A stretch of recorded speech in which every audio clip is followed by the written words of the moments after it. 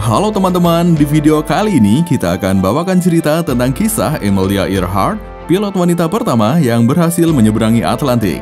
Setelah memecahkan banyak rekor, Amelia masih belum puas dan melanjutkan mimpinya untuk terbang keliling dunia. Namun suatu kejadian buruk terjadi.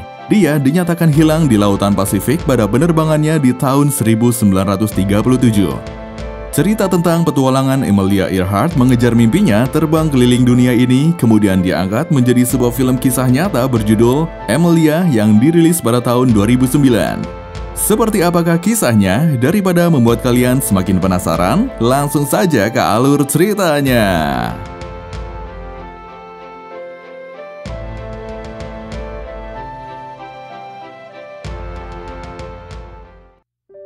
Film dimulai dari wanita bernama Amelia Earhart yang pada 1 Juni 1937 melakukan persiapan untuk penerbangan menyeberangi Atlantik Selatan bersama Fred yang akan memimpin navigasi. Naas, penerbangan tersebut menjadi penerbangan terakhirnya sebelum dinyatakan hilang di lautan. Amelia Earhart sangat menyukai terbang dan bermimpi untuk bisa berkeliling dunia. Kecintaannya pada penerbangan dimulai sejak dia kecil saat melihat sebuah pesawat melintas di atasnya. Jiwa petualang Amelia sendiri diturunkan dari ayahnya. Baginya, terbang membuatnya merasa bergerak dalam 3 dimensi. Film mundur ke beberapa tahun sebelumnya, yaitu pada tahun 1928 di kota New York. Hari itu, Amelia melakukan pertemuan dengan pebisnis bernama Putnam. Amelia memiliki misi terbang menyeberangi Samudra Atlantik. Untuk itu, dia mengajukan permohonan pada Putnam untuk menjadi sponsor. Putnam bertanya mengapa Amelia ingin terbang. Amelia menjawab, sama seperti alasan pria naik kuda. Tidak ada alasan khusus, dia hanya ingin melakukannya. Putnam lalu memberitahu bahwa sudah 3 wanita mati karena mencobanya, dan 2 lagi hampir tak selamat. Jika berhasil, Amelia akan jadi yang pertama. Putnam pun setuju untuk menjadi sponsor. Katanya, pesawat akan dibeli Admiral Byrd oleh Amy Geiss. Namun ada syarat yang harus dipenuhi, yaitu Amelia harus menulis pengalamannya untuk dimuat di New York Times dan dicetak menjadi sebuah buku atas nama si pembuat pesawat. Tak hanya itu, Amelia juga hanya akan menjadi penumpang.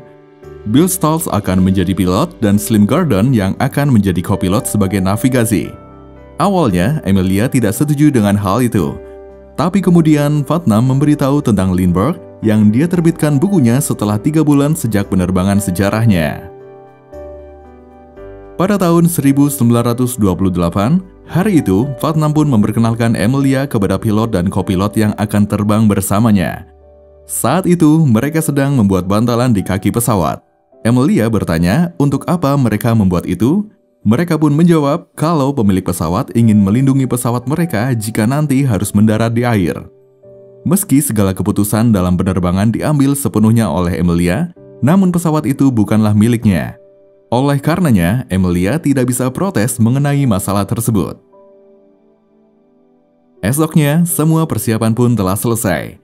Sebelum terbang, Amelia menitipkan surat wasiat untuk ayah, ibu, dan adiknya kepada Putnam. Pesawat pun segera disiapkan. Amelia dan krunya akan terbang dari Boston ke Newfoundland lalu ke Ireland menyeberangi Atlantik. Namun sayangnya pesawat mereka gagal terangkat ke udara.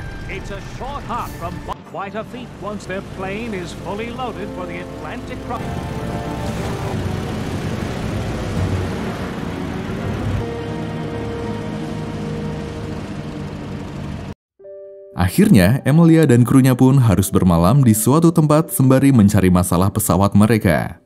Malamnya, Amelia membuka peta untuk memeriksa rute perjalanan.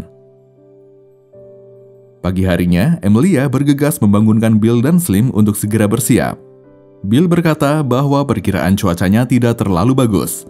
Amelia pun memberikan pilihan, terbang ke Ireland saat itu juga atau pulang. Dia juga menjelaskan bahwa ekor angin akan sangat membantu penerbangan mereka. 700 galon bensin akan mereka turunkan untuk mengurangi beban pesawat dan membiarkan angin membawa mereka ke Ireland. Bill tadinya ragu untuk melakukannya karena cuaca buruk akan sangat beresiko. Tapi Amelia kemudian berkata bahwa dia memiliki seseorang yang sangat dia cintai dan sayangi, yaitu ayahnya. Dia ingin Bill bersiap sekarang atau dia sendiri yang akan menerbangkan pesawatnya. Akhirnya, pada 17 Juni 1928, mereka pun melakukan perjalanan terbang melewati Atlantik dengan bahan bakar yang terbatas.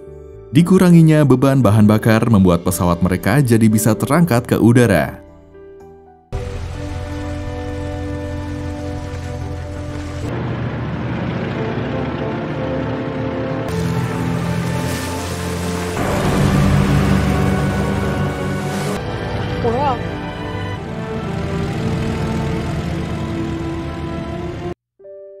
Sementara itu, malamnya, Putnam mendapat laporan petugas navigasi udara kalau mereka kehilangan kontak dengan pesawat Amelia.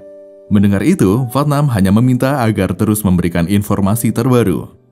Di dalam pesawat, Amelia bertanya kapan mereka akan mendarat. Sudah 19 jam mereka terbang dan belum juga melihat daratan. Bill menjawab, radio mereka masih mati. Tidak ada cara untuk mengukur kecepatan angin. Hanya Tuhan yang tahu di mana letak daratan Ireland. Slim lalu berkata, sisa bensin mereka hanya untuk 1 jam, bahkan mungkin kurang dari itu. Tiba-tiba pesawat mengalami guncangan cukup keras hingga membuat Amelia jatuh. Bill pun meminta Slim ke belakang untuk membantu Amelia. Ketika Slim sedang memegangi Amelia, tiba-tiba pintu pesawat terbuka dan hampir saja membuat Slim jatuh keluar dari pesawat.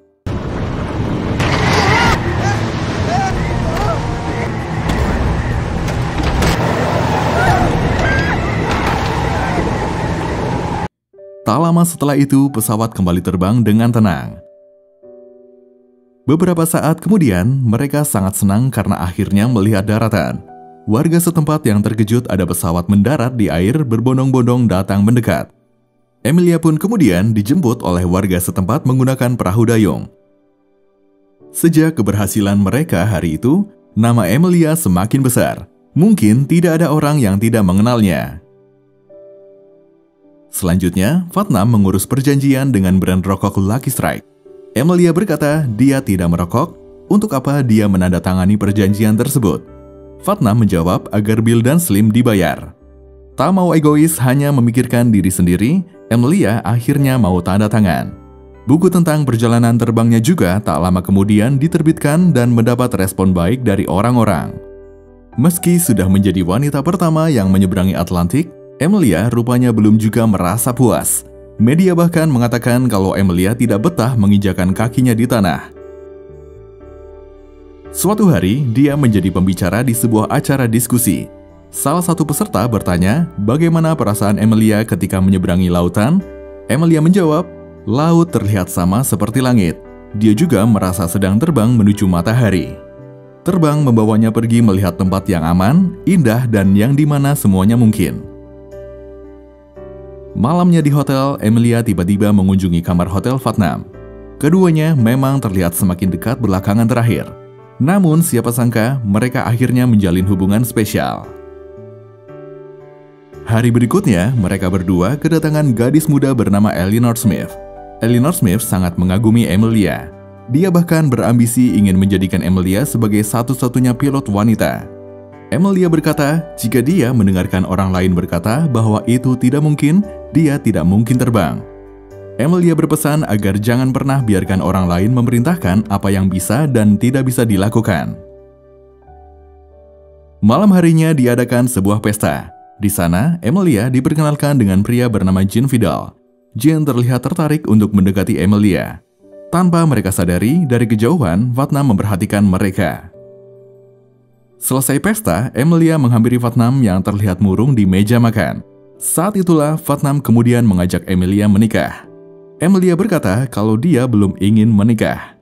Baginya, hanya dirinya sendiri yang bisa memenuhi hidupnya sendiri. Putnam pun berkata, dia tidak yakin seseorang bisa memenuhi hidupnya sendiri. Dia ingin berbagi hidupnya dengan Amelia dan diberi kesempatan untuk mencoba memberikan apapun yang Amelia inginkan. Amelia lalu memberitahu bahwa sejak kecil dia sudah bermimpi untuk pergi keliling dunia. Dia pernah menghabiskan waktu berjam-jam membaca satu persatu tempat asing di bola dunia yang diberikan ayahnya. Dia ingin bebas menjadi pengembara udara.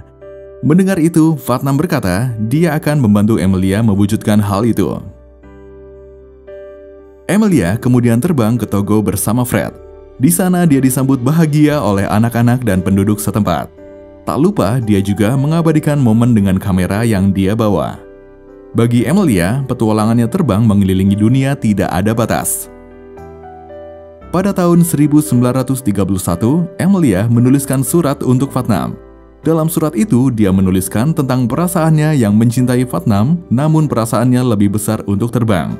Sebab itu, dia membutuhkan seseorang yang mana bisa membuatnya menjadi dirinya sendiri. Amelia akhirnya menerima ajakan Putnam untuk menikah. Namun, jika dalam waktu setahun dia tidak menemukan kebahagiaan, Putnam harus melepaskannya. Begitu cintanya Putnam kepada Amelia membuatnya mau menerima apapun persyaratan dari Amelia. Singkat cerita, mereka berdua pun melaksanakan janji pernikahan dihadiri oleh orang-orang terdekat mereka. Selanjutnya, diadakan balapan terbang yang diikuti oleh para penerbang dari berbagai kota dalam rangka pembentukan organisasi pilot wanita yang dibuat oleh Amelia.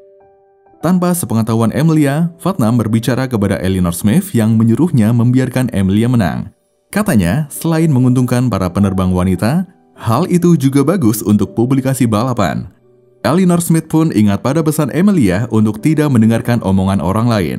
Dan lagi pula, Amelia tak menganggapnya sebagai saingan. Balapan pun dimulai dengan rute yang telah ditentukan, banyak pesawat yang terjatuh sepanjang jalan. Organizes a competition for women pilots.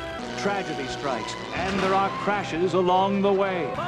In first place, Louise Dayton from Bentonville. Here they... Balapan terus berlangsung hingga akhirnya mereka mendapatkan pemenangnya. Amelia mendapatkan posisi ketiga. Meskipun begitu, Putnam cukup merasa puas. Amelia mengumumkan komunitas pilot wanita yang diberi nama The 99s dengan anggota awal mereka 99 orang. Selanjutnya di rumah, saat sedang minum teh bersama, Amelia mengutarakan keinginannya untuk menyeberangi Atlantik. Putnam pun menjawab, Amelia sudah pernah melakukannya. Amelia lalu berkata, dia ingin melakukannya lagi bukan sebagai penumpang, tapi ingin menerbangkan sendiri pesawatnya. Saat itu sudah 5 tahun belum ada lagi yang melakukan penerbangan solo. Sudah 14 orang mati karena mencobanya. Amelia yakin dirinya akan berhasil. Jika gagal, dia memilih terkubur di air daripada hidup sebagai penipu. Selama ini, Amelia dikenal sebagai perempuan pertama yang berhasil menyeberangi Atlantik, padahal dia hanya sebagai penumpang. Putnam pun menyetujui permintaan Amelia. Berita tentang Amelia yang akan melakukan penerbangan solo menyeberangi Atlantik pun langsung terdengar oleh orang-orang di segala penjuru kota. Pada 20 Mei 1932, Amelia bersiap untuk misi terbang solonya. Meski diselimuti rasa khawatir, Putnam tetap percaya Amelia bisa melakukan tugasnya dengan baik. Sebelum keberangkatan, Amelia juga sudah berjanji bahwa dia akan kembali. Amelia terlihat begitu menikmati penerbangannya sambil memandang langit malam. Hingga kemudian tiba-tiba cuaca menjadi buruk. Dia harus berjuang mengendalikan pesawatnya di tengah badai.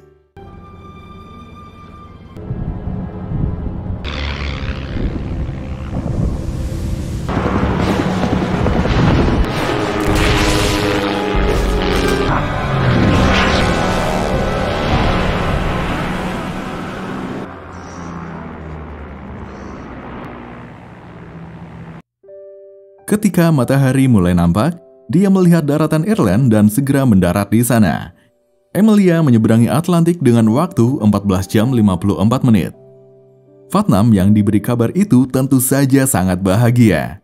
Dengan keberhasilannya itu, Amelia memecahkan semua rekor. Dengan namanya yang semakin terkenal, tawaran menjadi bintang iklan pun berdatangan. Mulai dari koper, pakaian, kamera, dan banyak lainnya. Sejujurnya, Amelia tidak suka dengan aktivitasnya menjadi bintang iklan. Putnam sendiri juga harus pergi ke sana kemari meninggalkan Amelia untuk mengurus hal itu.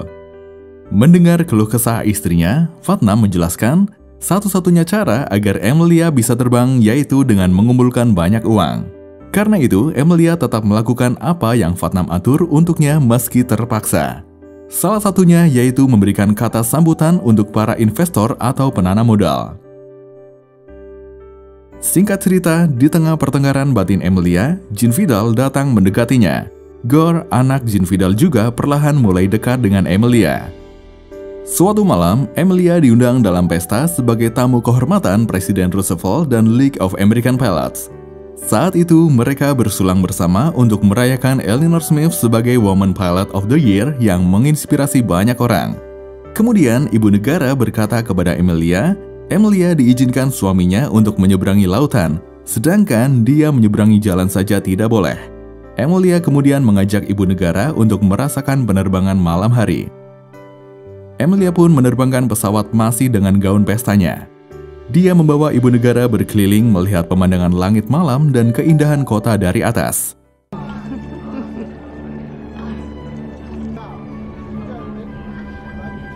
Dear God!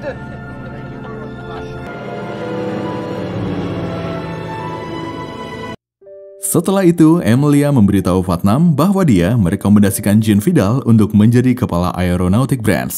Dia berkata bahwa dia melakukan itu karena Jean Vidal sering membantunya. Suatu hari, Emilia diundang makan malam oleh Jean dan Paul. Jean dan Paul membujuk Emilia agar mau bekerja sama di Aeronautic Branch. Dengan beberapa rayuan, Emilia pun bersedia. Saat itulah hubungan Emilia dan Jean Vidal semakin terbawa perasaan dan perselingkuhan pun mereka dimulai. Kerjasama mereka di Aeronautic Branch pun berjalan dengan sangat baik. Suatu hari, Jean Vidal bersama Gore datang berkunjung ke rumah Emilia. Ketika Emilia, Putnam, dan Jean Vidal sedang asik berbincang, Gore yang tidur tiba-tiba berteriak karena mimpi buruk. Emilia langsung bergegas menghampiri Gore di kamar. Gore merasa mendapat perhatian seorang ibu dari sosok Emilia. Dia pun bertanya, maukah Emilia menikah dengan ayahnya agar dia tidak pernah merasakan takut lagi. Emilia menjawab kalau dia sudah menikah dengan Putnam. Gore bertanya lagi kenapa Emilia tidak bisa menikahi Putnam dan ayahnya. Emilia hanya tersenyum kemudian pergi. Esoknya, Putnam memberitahu Emilia kalau dia harus pergi ke Eropa selama sebulan untuk urusan bisnis dan ingin Emilia ikut dengannya. Emilia lalu berkata kalau dia sudah bekerja di shuttle dengan Jean Vidal di Aeronautic Branch. Putnam lalu berkata dia tidak suka jika Jean Vidal datang ke rumah ketika dirinya tidak ada. Akhirnya, Putnam pun pergi ke Eropa sendiri. Suatu hari, Putnam menelpon dan membacakan tulisan yang pernah Emilia tulis, yang mana tulisan tersebut berisi ungkapan cinta Emilia kepada seseorang. Setelah membacanya, Putnam mengucapkan terima kasih sambil bersikap seolah tulisan itu tentangnya. Putnam berterima kasih karena Emilia telah menulis tulisan seindah itu, meskipun dia tak pernah merasakan apa yang Emilia tulis. Secara tak langsung, Putnam menunjukkan bahwa dia mengetahui perselingkuhan Emilia dengan Jean Vidal. Seketika itu juga, Emilia merasa sangat buruk. Dia lalu pergi menemui Jean Vidal untuk mengakhiri hubungan mereka. Emilia juga memutuskan untuk berhenti bekerja di Aeronautic Branch. Emilia mulai tidak sejalan dengan Jean Vidal yang mulai mengatur apa yang harus dia lakukan demi keuntungan bisnis. Jean Vidal ingin memenuhi keinginan publik yang ingin melihat Emilia menjadi sosok istri, ibu, dan putri. Tapi hal yang Emilia inginkan adalah terbang keliling dunia. Tidak peduli jalannya sulit, Emilia akan tetap mengusahakan untuk tetap bisa terbang. Singkat cerita, hubungan Emilia dan Putnam pun membaik. Putnam lalu memberikan hadiah untuk membentuk Emilia Earhart Fund untuk Aeronautical Research di Purdue. Dengan begitu, mereka bisa membuat pesawat sendiri untuk Emilia gunakan terbang berkeliling dunia. Putnam menginvestasikan $80.000 untuk membuat lab. Tentu saja, Putnam bekerja sama dengan banyak orang untuk mewujudkan hal itu. Emilia tidak bisa berkata apa-apa untuk mengungkapkan betapa bahagianya dia. Emilia berkata dia akan memberikan kata-kata untuk para investor, namun Putnam berkata kalau dia tidak akan meminta Emilia melakukan hal seperti itu lagi. Untuk penerbangan Emilia selanjutnya, Jean Vidal tidak mendukungnya. Menurutnya, penerbangan yang akan dilakukan Emilia terlalu berbahaya. Untuk bisa melintasi lautan, Emilia harus berhenti di Howland Island untuk mengisi bahan bakar, sebab pengisian bahan bakar di udara terlalu beresiko. Namun, Howland Island berada di tengah antara Honolulu dan New Guinea. Tak ada rambu pohon, bahkan hampir tak ada yang tahu keberadaannya karena tidak terlihat dari udara. Pulau tersebut benar-benar kecil seperti beras di pasir. Jika Emilia gagal menemukan tempat itu, pesawatnya akan kehabisan bahan bakar. Seperti biasa, Putnam tetap mendukung apa yang Emilia ingin lakukan. Emilia berkata bahwa dia tidak akan terbang sendirian. Dia akan terbang bersama Fred sebagai navigator. Putnam berterima kasih pada Gene Vidal yang selalu mementingkan Emilia. Semua persiapan telah selesai, tinggal menunggu waktunya Emilia dan Fred akan berangkat. Emilia berkata pada Fred bahwa orang-orang meragukannya bisa melakukan pengisian bahan bakar di udara. Fred berkata Emilia harus benar-benar tahu caranya. 20% kemungkinan berhasil, 20% kemungkinan gagal, dan 60% kemungkinan gagal dan pesawat terbakar. Namun bagi Emilia, hal itu lebih baik daripada harus menemukan Howland Island yang sangat kecil dan hampir tak terlihat. Tapi Fred yakin mereka pasti bisa menemukannya. Fred akan menentukan koordinatnya, sedangkan Emilia yang harus mencarinya. Semua media menyoroti penerbangan paling berbahaya yang akan dilakukan Emilia dan Fred. Penerbangan mereka akan dimulai dari Honolulu. Emilia dan Fred sangat percaya diri bisa melakukan perjalanan itu dengan aman. Akan tetapi, baru saja pesawat akan lepas landas, terjadi gangguan pada mesin yang membuat pesawat tidak mau terangkat ke udara.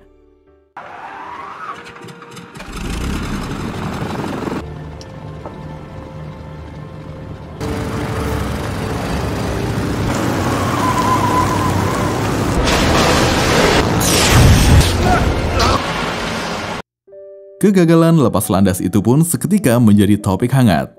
Emilia sangat menyesali kegagalan itu dan bertekad akan mempelajari lagi buku pengajaran penerbangan agar mampu bertahan 3 tahun lagi untuk tetap terbang. Putnam mencoba menenangkan pikiran Emilia, tapi perlahan dia mengatakan bahwa mungkin sudah saatnya untuk berhenti.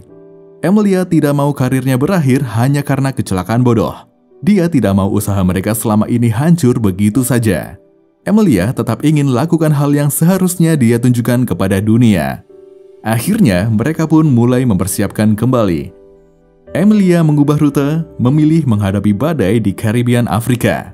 Putnam berkata, meskipun rute diganti, Emilia tetap harus ke Howland Island dan mungkin akan kelelahan. Emilia meyakinkan suaminya itu bahwa dia tidak akan kelelahan. Pesawat akan selesai dalam 3 minggu lagi. Emilia tidak bisa meminta pesawatnya jadi lebih ringan, karena jika mesinnya dikurangi, pesawat akan boros bahan bakar. Akibat dari kegagalan sebelumnya, publik menganggap Emilia lebih cocok jadi selebriti daripada pilot. Di hadapan media, Emilia dengan tegas menolak dianggap ceroboh. Perjalanan Emilia dan Fred menempuh 24.904 mil menyeberangi Atlantik Selatan pun dimulai. Dia akan melewati Afrika, India, dan Lautan Pasifik. Melihat kekhawatiran Putnam, Emilia berjanji dia pasti kembali. Perkembangan perjalanan Emilia terus diinfokan melalui siaran. Kabar awal, Emilia telah sampai di Kalkuta, India, dan akan terus melanjutkan perjalanan meskipun cuaca sedang badai. Emilia tidak mau menunggu berhari-hari di Kalkuta. Setelah berdebat dengan Fred, akhirnya mereka pun lanjut terbang di tengah hujan lebat. Come on, Fred.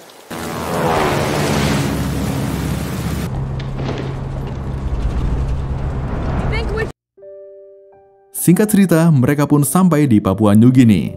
Mereka beristirahat di sana untuk hari berikutnya terbang menuju Howland Island. Melalui saluran radio, Emilia menghubungi Putnam. Mereka saling melepas kerinduan. Emilia berkata akan sampai di Honolulu pada tanggal 3 dan bertemu Putnam di tanggal 4. Putnam pun berkata, setelah tanggal 4 mereka akan pulang. Bagi Putnam, makna pulang yaitu ke tempat dimanapun Emilia berada. Emilia saat itu menangis menyadari betapa dia sangat dicintai oleh suaminya. Esoknya sebelum berangkat, Emilia mengeluarkan barang-barang di dalam pesawat agar pesawat mereka jadi lebih ringan. Setelah bahan bakar sudah terisi ulang, mereka pun mulai terbang. Karena arah anginnya cukup besar, Balfour memperkirakan pesawat akan menghabiskan 9% bensinnya. Namun saat dia mencoba komunikasi dengan Emilia, dia tidak bisa terhubung. Petugas navigasi udara kapal Itasca di Howland Island terus berjaga untuk mengarahkan Emilia. Saat itu, Emilia memberi kabar bahwa dia berada di jarak 200 mil dan langit tertutup awan. Petugas Itasca langsung mengganti arah lampu navigasi. Petugas Itasca mencoba menghubungi Emilia. Tapi pesawat Emilia tidak bisa menerima sinyal dari mereka. Sehingga komunikasi pun hanya berjalan satu arah, yaitu dari Emilia kepada petugas Itasca. Petugas Itasca menyadari ada masalah tersebut, jadi mereka mencoba mengirimkan kode Morse. Namun tetap saja Emilia tidak bisa menerima sinyalnya. Di dalam pesawat, Fred memberikan perkiraan titik koordinat letak Howland Island berada. Sayangnya, Emilia juga tidak bisa melihat pulau itu.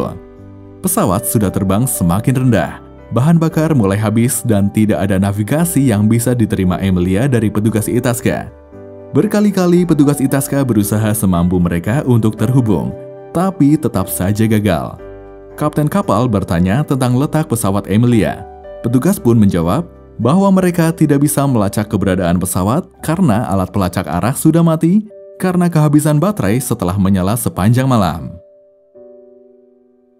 Setelah itu, ketegangan dirasakan oleh semua orang.